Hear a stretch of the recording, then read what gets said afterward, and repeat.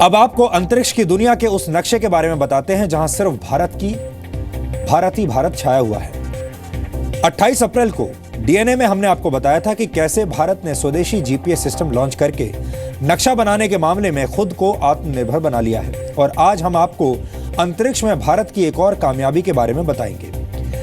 अब भारत अंतरिक्ष का सफर तय करने के लिए एक ऐसे स्पेस शटल का निर्माण करने जा रहा है जो मिशन पूरा होने के बाद सही सलामत वापस धरती पर लौट पाने में सक्षम होगा।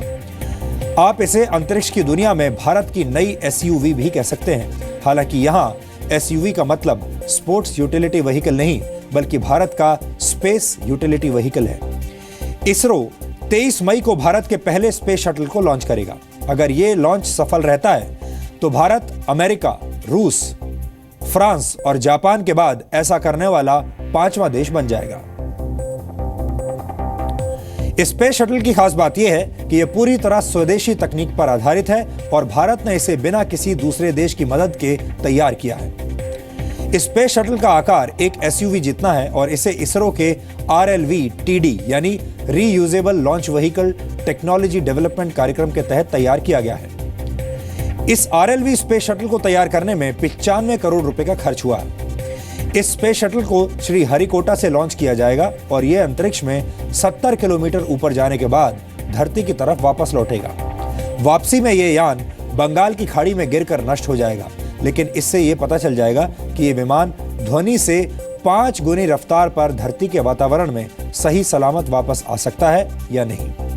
हालांकि यह यान स्पेस शटल मिशन का पहला प्रोटोटाइप है और अभी संपूर्ण रूप से कारगर स्पेस शटल बनाने में भारत को 10 से 15 साल लग सकते हैं। इसरो का मानना है कि अगर यह मिशन कामयाब हुआ तो इसरो अंतरिक्ष में जाने के खर्चे को 10 गुना कम कर लेगा। भारत के स्पेस शटल के कामयाब होने के बाद अंतरिक्ष में सामान पहुंचाने की लागत घटकर 1,33,000 रुपए प्रति किलोग्राम रह जाएगी और अभी यह लागत करीब 10 लाख रुपए प्रति किलोग्राम है। यानी अभी अंतरिक्ष में 1 किलो सामान पहुंचाने पर 10 लाख रुपए खर्च होते हैं। इस मिशन की कामयाबी के बाद भारत भविष्य में अपने दम पर एक हिंदुस्तानी एस्ट्रोनॉट को अंतरिक्ष में भेज पाएगा।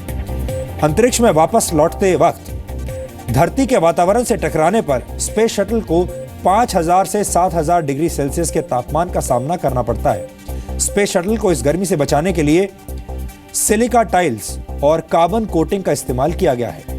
अंतरिक्ष यान बनाने के क्षेत्र में आप इसे भारत का छोटा सा कदम कह सकते हैं, लेकिन भविष्य में इसी तकनीक की मदद से भारत अंतरिक्ष में लंबी छलांग लगा पाएगा।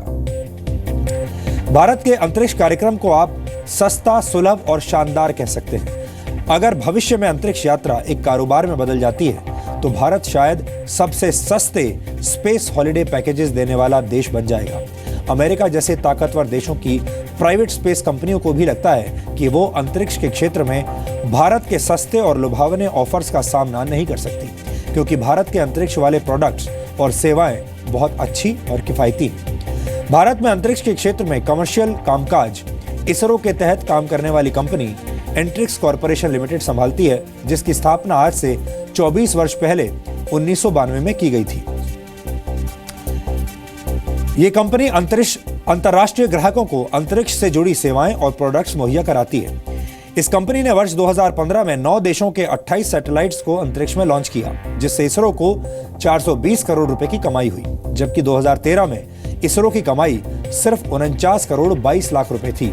यानी 2013 से 2015 के बीच विदेशों से इसरो की कमाई में 9 गुना बढ़त हुई है, जो कि एक शानदार उपलब्धि है।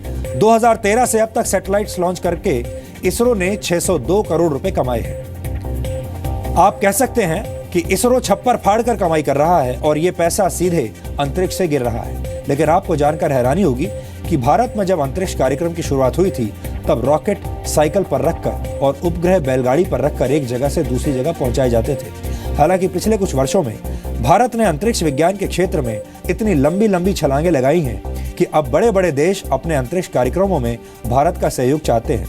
ये बहुत गर्व की बात है।